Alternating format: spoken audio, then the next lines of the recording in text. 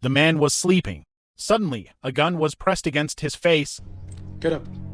Get up. The officer demanded that the man leave the hotel immediately and hand over all the keys, but when he went outside with the keys, he found his family and a group of others being held hostage. He thought it was because he was too slow in his actions, but the officer slapped him across the face.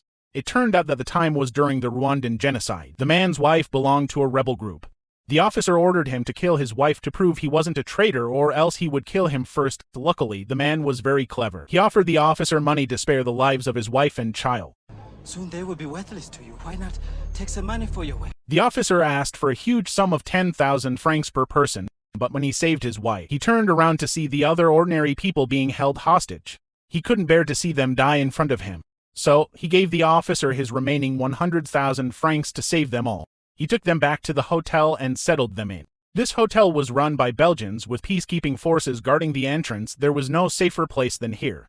A peacekeeping colonel also told him that Europeans were gathering and preparing to intervene. A few days later, the rescue team arrived. Everyone thought they were saved and excitedly ran toward the peacekeepers. However, Paul watched as the colonel yelled at the soldiers.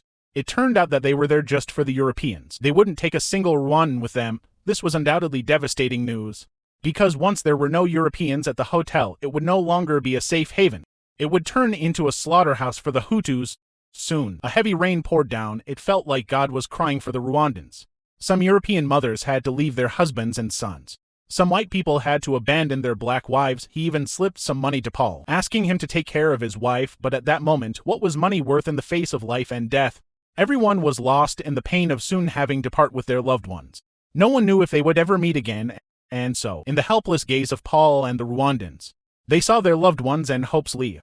They were left behind to face a future full of cruel uncertainty.